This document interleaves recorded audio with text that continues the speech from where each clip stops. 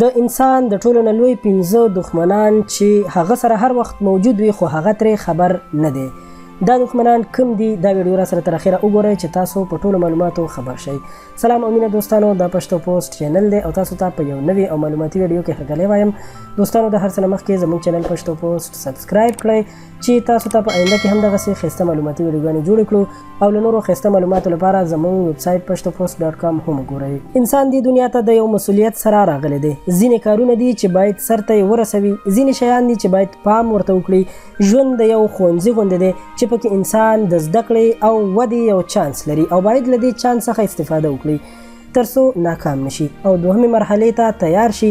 انسان به تل د بدلون په حال کې وي. په یو حال صرف خالق رب تعالی دی. د ژوند په دې ښوونځي او سفر کې ځینې داسې شیان دي چې د انسان څخه د هغه د سفر مقصد، د هغه مسؤلیتونه، د هغه دنده هیروي او په دې هر څه مشغول کوي چې په دې سفر کې ګټه نه لري بلکې زیانمنوي او انسان بالاخره په دې سفر کې د ماتې سره مخ کیږي چې دا د انسان لپاره بیلابیل کړاوونه رامنځته کوي. دوستانو، په دې ویډیو کې تاسو سره د هغه 15 دښمنانو په اړه معلومات شریکوم چې زموږ او ستاسو د ژوند دا سفر د ناکامۍ اړخ ته بوتللی شي. اول، خپل ځان. د انسان د ټولو نه لوی دښمن خپل ځان دی. په هر حالت کې انسان د تر ټولو مناسبې پریکړې مسؤلیت لري او هغه کارونه چې نتیجه یې ډیره خرابه وي او انسان پرې ناخوښ وي، دا ټولې پریکړې انسان په خپله کوي. نو د دې نه وړاندې چې انسان هر قسم فیصله وکړي باید خپل ځان وپیژني او د خپل ځان لپاره داسې مسیر او لاره وټاکي چې په هغه لاره کې د ناکامۍ خطر کم وي او دا بیا پرې خپېمانه نه وي. دوستانو، زه یعنی انا چې موږ یې خپل شخصیت ته وایو، دا انا چې کله د حد نه زیاته شي نو ځان ښکارونه، کبر، قهر، غصه، شهوت او داسې نور شیان زیږوي.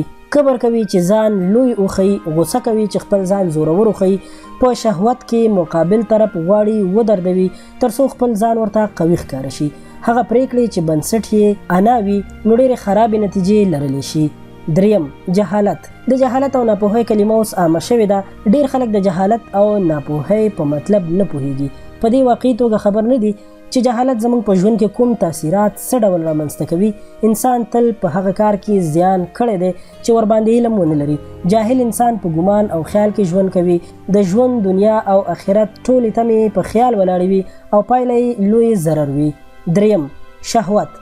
د انسان ځینې حواس تر نورو ډېر ځواکمن دي کوم چې د انسان اراده لړزوي او د انسان لپاره یې کنټرول اسان کار نه دی. داسې حواس او احساسات شته چې د دوی په سر کې شهوت راځي. شهوت داسې یو حس دی چې د انسان د ورځني فکر لویه برخه جوړوي او انسان د خپل ټول ژوند له اصلي کیفیت څخه لرې کوي. همداراز شهوت چې کله په ذهن باندې غالب شي نو د انسان استعداد یعنی په هغه کې چې کومه پوهه وي هغه وژني. نو د دې لپاره پکار ده چې د شهوت له غلامۍ نه باید خپل ځان وساتو او خپل فکر پرې نږدو چې زموږ په ذهن باندې دغسې شیان غالب شي. پنځم، عادت. په ناوړه څیزونو عادت کېدل پیژندل شوی واقعیت دی خو ان په ښه شي هم عادت کېدل ښه کار نه دی.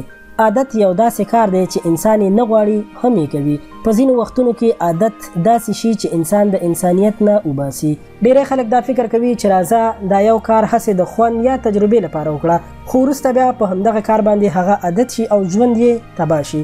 لکه ډېری خلک د چرس څکول، سیګرټ څکول او یا داسې نور شیان چې غواړي هسې د وخت پاس کولو لپاره او یا د یو خوند مزې لپاره یې څکوي خو بیا هغه چې وروسته کله په دې باندې عادت شي نو بیا ورته پرېښودل ډېر ستونزمن وي او ډیر زیات مشکلات ورته پیښیږي. نو دوستانو، دا وی هغه 15 خبرې چې تاسو سره مو شریکې کړې. امید لرم چې دا ویډیو به ستاسو خوښه شوې وي او ستاسو لپاره به ګټوره تمامه شوې وي.